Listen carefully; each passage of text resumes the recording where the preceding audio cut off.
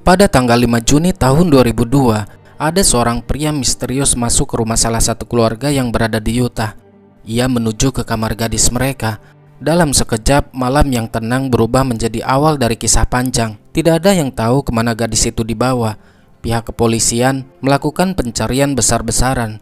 Tekanan dari media dan masyarakat semakin gencar, tapi tidak ada satu petunjuk yang mengarah kemanapun.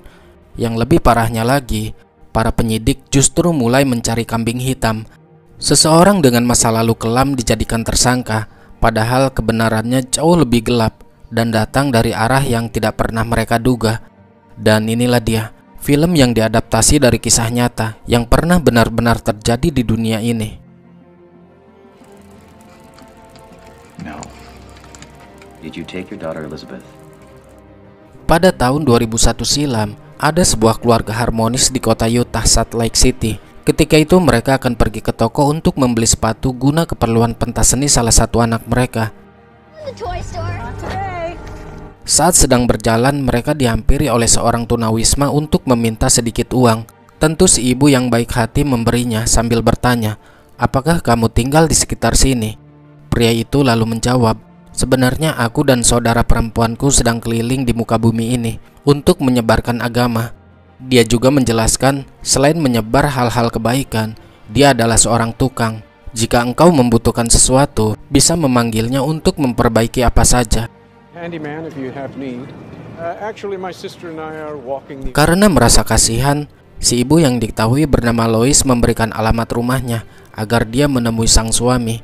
Karena kebetulan suaminya biasa mempekerjakan orang untuk berbagai macam perbaikan di rumahnya. Lois pun bertanya, "Siapa namamu?" Pria itu menjawab bahwa dirinya bernama Immanuel. Setelah itu mereka pun pergi. What's your name? Emmanuel. Do various jobs around the house? Well, my husband often hires. And thank you so much for this. Keesokan harinya, Immanuel mulai bekerja di rumah Lois dibantu oleh suaminya. Sepanjang waktu dia bekerja, Immanuel selalu menjelaskan bahwa dirinya adalah utusan Tuhan yang diutus untuk orang-orang yang kehilangan iman dan orang-orang yang sedang mencari petunjuk. Ed yang merasa risih pun masuk ke dalam rumah dan tidak begitu menanggapinya. Jadi keluarga ini memiliki 6 orang anak, 2 perempuan dan 4 laki-laki. The earth spreading his work. He knows the Bible too, or a good carpenter. Knows roofing. A little odd. Little. Sang ibu lalu keluar bersama salah satu anak perempuannya yang bernama Mary Catherine untuk memberi makanan dan minuman kepada Immanuel. Dari luar sana, secara tidak sengaja Immanuel melihat Elizabeth yang sedang bermain alat musik.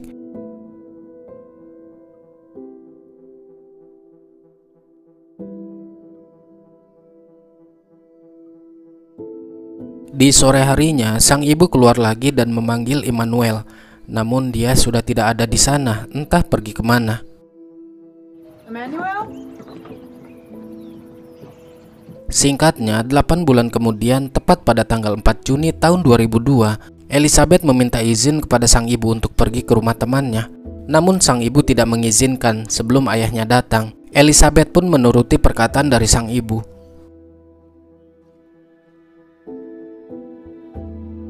Di malam hari sebelum tidur, mereka berkumpul dan berdoa bersama yang dipimpin oleh sang ayah. Setelah selesai berdoa, ibunya memberitahu kepada Elizabeth bahwa ayahnya sudah mengizinkan dia untuk pergi ke tempat temannya. I spoke with Daddy. Go with Katie. Thanks, Mom. Elizabeth pun pergi ke kamar dan membacakan buku dongeng kepada Mary. Ini merupakan kegiatan yang sering ia lakukan sebelum Mary tidur. Tanggal 5 Juni tahun 2002, jam 2 pagi, ada seorang pria misterius masuk ke rumahnya dengan membawa pisau. Perlahan dia menuju ke kamar Elizabeth.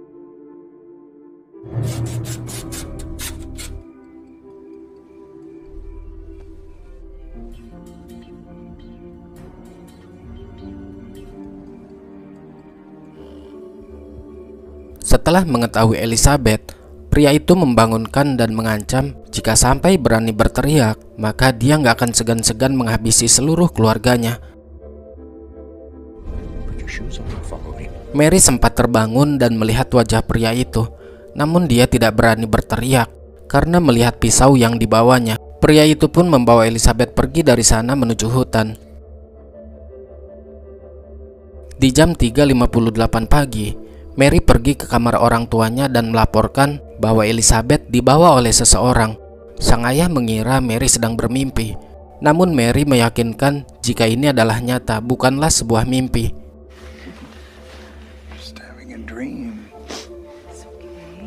Mereka bergegas turun untuk memeriksa kebenarannya. Sang ibu yang melihat bekas sobekan di jendelanya bergegas memanggil sang suami agar melapor kepada polisi, karena dia yakin bahwa ini adalah penculikan yang dilakukan oleh seseorang dengan sengaja. Call 911. Tidak berselang lama para polisi datang. Seorang detektif yang bernama Coleman menghampiri dan memberikan beberapa pertanyaan kepada Lois. Dia menanyakan apakah Elizabeth sebelumnya pernah pergi secara diam-diam di malam hari seperti ini. Lois menjawab, Elizabeth nggak pernah keluar tanpa seizin orang tuanya. Dan apakah kalian bertengkar sebelum kejadian ini? Sang ibu menjawab, kami punya kata-kata tentang penolakan saat dia ingin pergi bermain ke tempat temannya. Tapi itu nggak jadi masalah. Elizabeth anaknya penurut, tidak pernah seperti ini sebelumnya. Ever snuck out of the house at night before? Was she angry about something? Sisi lain, Elizabeth masih berjalan menyusuri hutan tanpa arah dan tujuan. Keluarga dari Elizabeth beserta para polisi berdatangan ke rumah kediaman Tuan Ed. Detektif Coleman menjelaskan kepada rekannya yang bernama Detektif Casson bahwa ini adalah penculikan yang jelas. Korbannya Elizabeth berusia 14 tahun. Adiknya sempat melihat si pelaku dan layar jendela terpotong rapi seperti menggunakan pisau. Setelah mendengar cerita dari Detektif Coleman, Detektif Casson berasumsi bahwa sepertinya ini dipotong dari dalam. Artinya, Detektif Casson menganggap ada salah satu anggota keluarga yang terlibat dalam kasus ini. Maybe the back door was unlocked. Friends and family. Cut from the inside. It was open and the screen's been cut. Detektif Casson menemui Tuan Ed untuk segera mengosongkan rumahnya karena ini merupakan prosedur dari kepolisian biar tidak terkontaminasi dengan orang luar dan lebih mudah melakukan penyelidikan bekas jejak si pelaku. Mereka sekeluarga disarankan ikut ke kantor polisi untuk dimintai keterangan. 3 jam setelah hilangnya Elizabeth, di kantor sana mereka berdua diajukan beberapa pertanyaan di tempat yang berbeda. Alih-alih prosedur, mereka memberi pertanyaan yang menurut orang tua Elizabeth sama sekali nggak penting dan membuang-buang waktu ketimbang mencari putrinya. Lebih parahnya lagi, pertanyaan itu seolah-olah menyudutkan Ed di balik hilangnya Elizabeth. Tentu Ed tidak terima. Now, what kind of father is your husband? Now bring me my children now. Husband did not take. You think I took my daughter? It's me. Got to find Elizabeth before they get to. Please, you're wasting time. You've got to clear me. I did not take my. Detektif Casson bisa berspekulasi seperti itu karena menurut pengalaman pribadinya, ketika seorang gadis hilang di rumahnya sendiri, apalagi tengah malam, biasanya dilakukan oleh seseorang yang ia kenal. Dan ini seperti sudah direncanakan. Si pelaku seakan tahu di mana kamar Elizabeth dan celah untuk masuk melalui jendela. In our experience, when a young by someone that she knows well, is taken from her home like this. 7 jam telah berlalu. Banyak awak media yang ingin meliput orang tuanya tanpa memikirkan gimana perasaan mereka saat ini.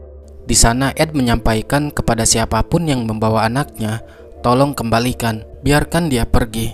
Semoga siapapun yang membawa Elizabeth diberi kesadaran. Detektif Coleman yang melihat hal itu merasa kasihan.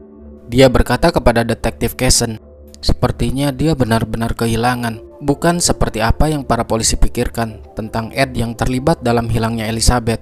Detektif Casson pun pergi untuk menghubungi FBI. This guy seems real. It's just a child. I would pray that you realize. I'm gonna call the FBI. She needs to be home. 1 hari 4 jam telah berlalu. Pencarian ke dalam hutan yang dilakukan oleh tim gabungan para polisi dan keluarga korban. Namun saat ini mereka belum menemukan petunjuk apapun.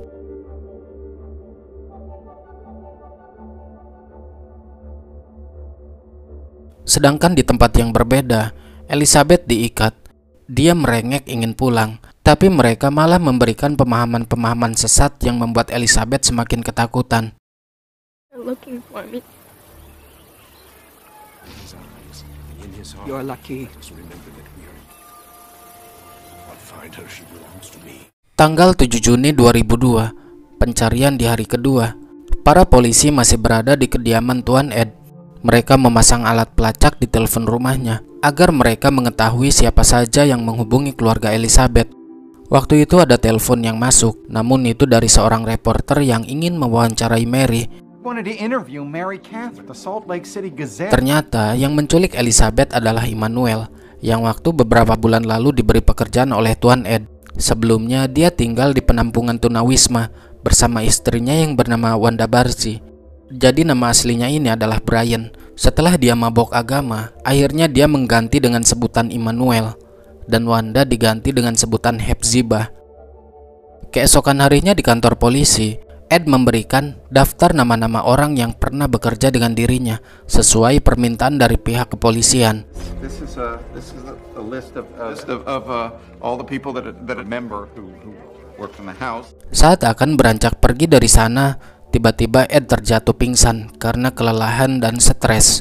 Bergegas mereka membawanya ke rumah sakit. I need an ambulance right away. Karena hebohnya pemberitaan di stasiun televisi, wali kota pun ikut andil dalam misi pencarian Elizabeth. Pemerintah di sana membuat sebuah posko di dekat hutan tersebut. Tidak hanya itu saja, wali kota akan memberi uang bagi siapapun yang menemukan Elizabeth. Akan diberi imbalan sebesar $250.000. Uang itu didapatkan dari hasil sponsor perusahaan-perusahaan besar yang juga ikut merasakan kesedihan yang dialami oleh keluarga Elizabeth. Bahkan banyak toko-toko yang tutup untuk ikut andil mencari Elizabeth ke dalam hutan.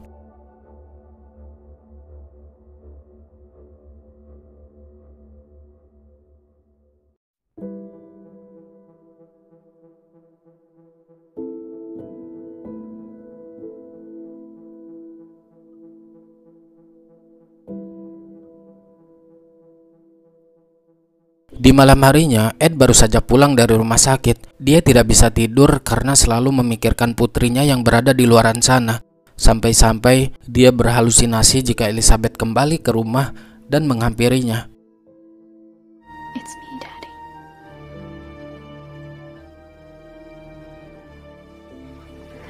Pencarian hari kelima. Orang tua Elizabeth dihampiri oleh seorang wartawan dari Fox News. Dia meminta izin kepada Ed agar bisa mewawancarai Mary, dan nantinya mereka akan membuatkan sketsa wajah si pelaku karena dia mempunyai kenalan seorang seniman sketsa forensik yang cukup handal.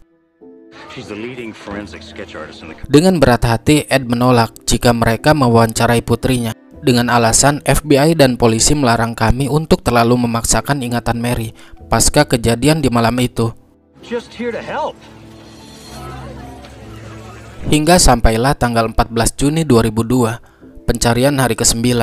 Ada salah satu dari polisi yang menganggap bahwa Ed terlibat dalam kasus ini. Ed pun melakukan tes poligraf untuk mengetahui kebenarannya, karena sebelumnya ada kasus yang sama, layar jendelanya dibobol dari dalam, tapi seolah-olah diculik oleh seseorang dari luar. Setelah diselidiki oleh para polisi, ternyata itu semua ulah dari keluarganya sendiri. Mereka khawatir ini ulahnya Ed yang sudah direncanakan. 46 years, did you ever hurt anyone? You mean physically or I don't understand. Just answer the question. 46 years I guess. You take your daughter Elizabeth and kill your daughter Elizabeth. No. Namun kecurigaan mereka tidak terbukti setelah Ed dinyatakan lolos dari tes poligraf. Selanjutnya, orang tua Elizabeth mengadakan jumpa pers di posko pencarian. Ed menegaskan bahwa dia tidak mungkin melakukan kejahatan untuk keluarganya sendiri.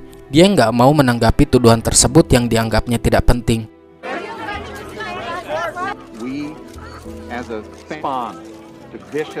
17 hari telah berlalu. Di dalam hutan, Wanda dan Immanuel bertengkar karena cemburu. Immanuel selalu memprioritaskan Elizabeth dalam hal apapun. Pertengkaran mereka diambil kesempatan oleh Elizabeth untuk berlari dari sana. Immanuel yang baru sadar jika Elizabeth tidak ada, bergegas menyusul lewat jalan pintas.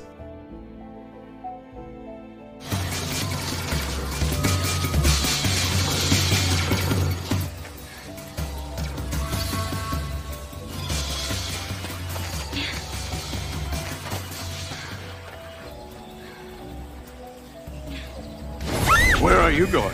You never know who you can trust. You'll never know who is part of me. Now let's go home. Detektif Casson mengklarifikasi di depan publik dan awak media bahwa Tuan Ed tidak tahu menahu tentang hilangnya Elizabeth. Dia meminta maaf akan hal itu. Artinya, apa yang selama ini mereka tuduhkan atas keterlibatan Tuan Ed itu nggak benar.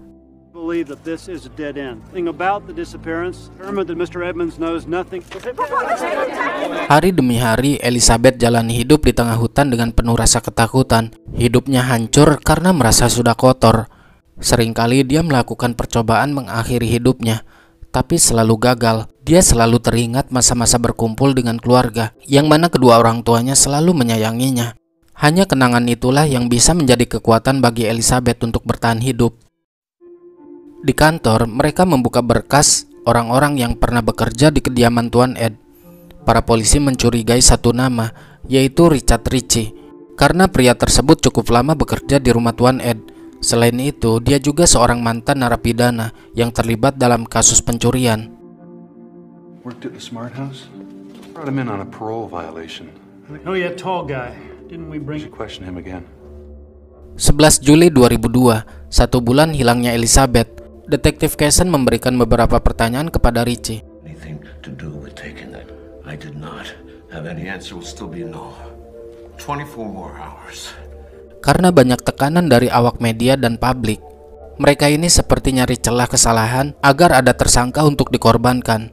Ritchie dipaksa mengaku tuduhan mereka. Tentu dengan tegas Ritchie menyangkal hal itu. Dia berkata bahwa dirinya tidak mungkin melukai atau menyakiti anak-anak. Dia sendiri kehilangan putranya saat putranya berusia 9 tahun. Ritchie tahu betul gimana perasaan kehilangan seorang anak. Namun sang detektif tidak percaya begitu saja. Justru dia malah mengabari hal itu kepada orang tua Elizabeth.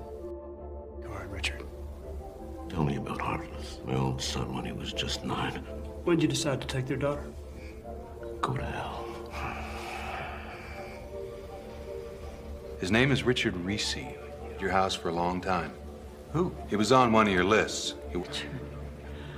24 Juli tahun 2002, Immanuel kembali melancarkan aksinya dengan menculik seorang gadis yang keberadaan rumahnya tidak jauh dari rumah Elizabeth, yang ternyata gadis itu adalah sepupu dari Elizabeth sendiri.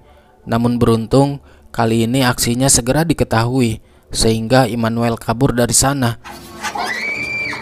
Esok harinya Tuan Ed mengabari detektif Casson kejadian tersebut, tapi laporan itu dianggapnya lelucon oleh sang detektif, karena tersangkanya dalam masa penahanan. Jadi anggapannya nggak mungkin dia keluyuran. How can you call it a prank?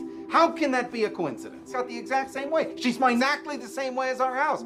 Kini Tuan Ed tahu, jika polisi hanya ingin citra baiknya saja, tanpa menyelesaikan masalah sedikit pun. I know, it's the same.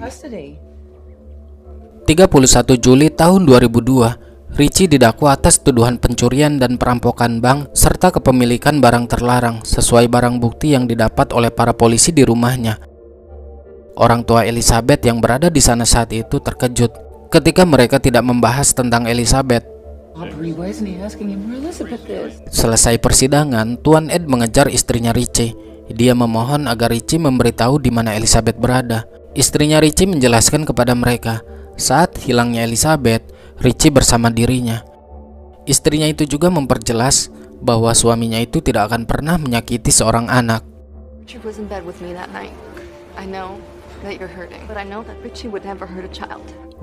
Agustus tahun 2002, 2 bulan 3 minggu sudah berlalu. Detektif Casson menelpon Tuan Ed untuk memberi kabar jika Ritchie menderita pendarahan otak tadi malam, yang mengakibatkan kesulitan berbicara, kesulitan berkonsentrasi, dan memiliki masalah dengan ingatannya.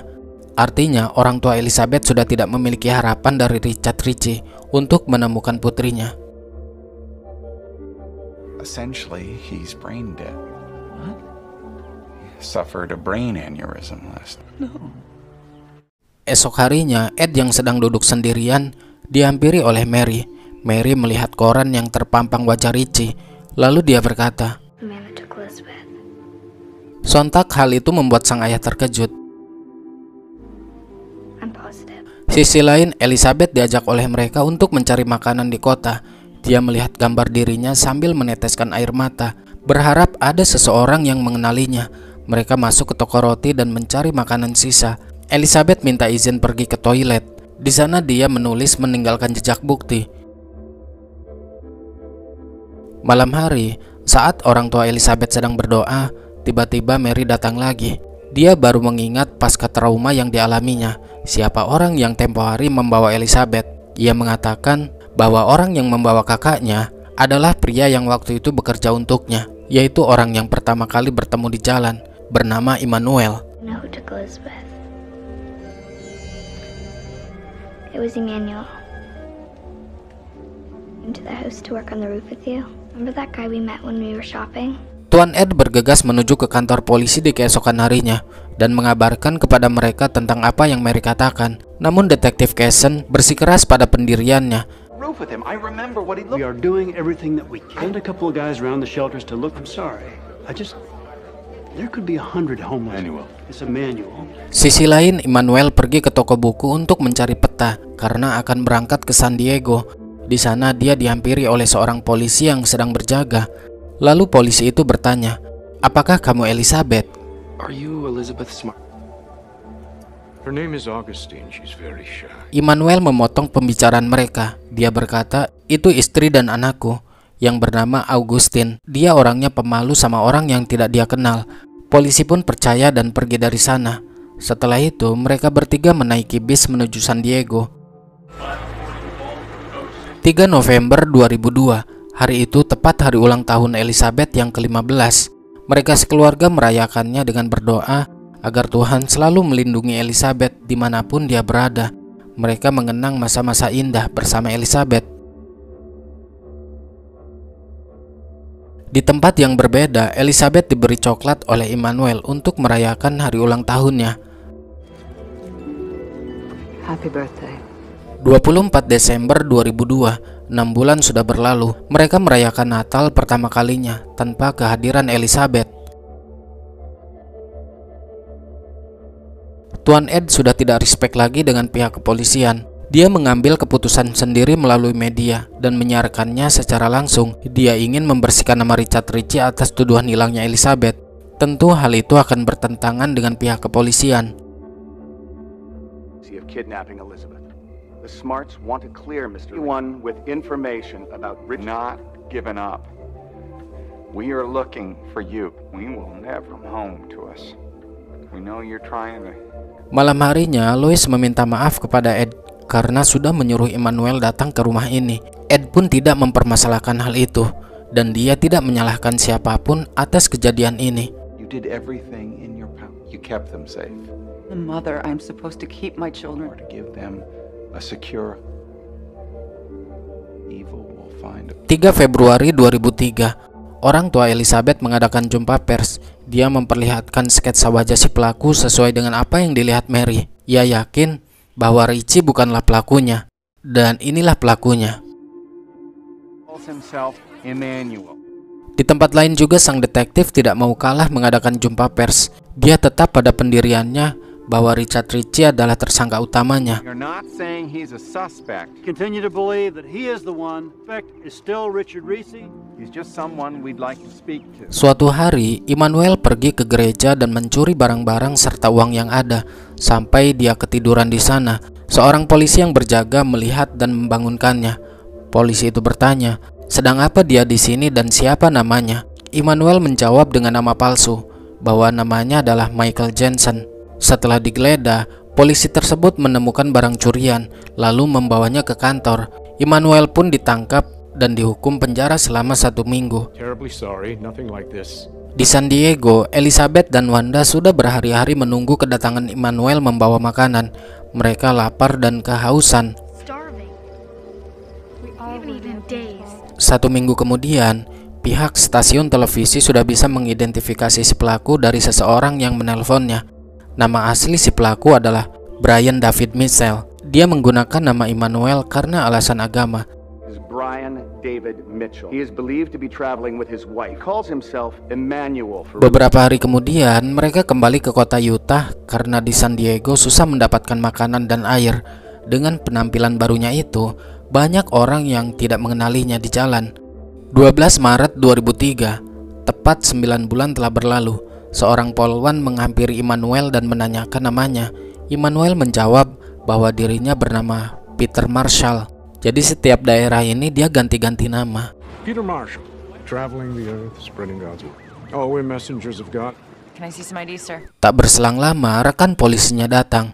Dia mengurusi Elizabeth, sedangkan Wanda dan Immanuel dibawa menjauh bersama polwan itu. Dan inilah saat dimana Elizabeth berbicara tentang dirinya kepada polisi. Meski awalnya dia ketakutan karena diancam, namun akhirnya dia pun mengakui jika dirinya adalah Elizabeth. I'm traveling with my mother and father. Her name is Augustine Ann Marshall. Why are you wearing a wig?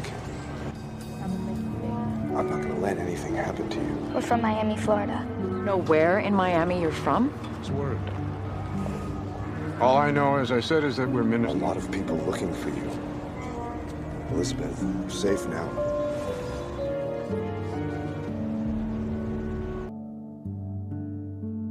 Sang ayah mendapat telepon dari kantor polisi.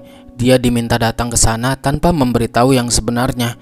Dari kejauhan sang ayah terkejut ketika melihat Elizabeth. Dia masih belum menyangka jika putrinya telah kembali. You? He's really dead.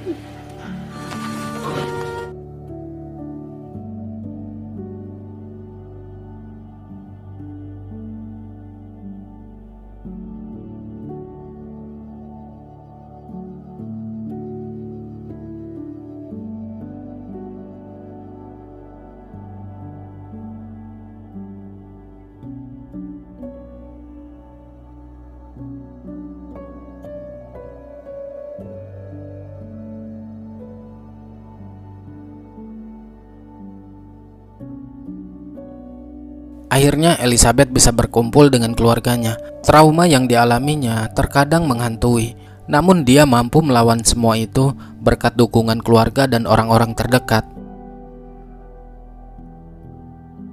Atas apa yang dilakukannya, Brian David dijatuhi hukuman penjara seumur hidup tanpa pembebasan bersyarat, dan untuk Wanda dijatuhi hukuman 15 tahun penjara. Kini Elizabeth melanjutkan hidup dengan menjadi aktivis dan kontributor di sebuah acara televisi ternama di Amerika. Pada tahun 2011, Elizabeth mendirikan sebuah yayasan yang diberi nama Elizabeth Smart Foundation yang bertujuan untuk membawa harapan dan mengakhiri bentuk segala kekerasan. Pada tahun 2012, Elizabeth menikah dengan seorang pria bernama Matthew Gilmore, penduduk asli Skotlandia. Hasil pernikahannya itu, dia dikaruniai 3 orang anak.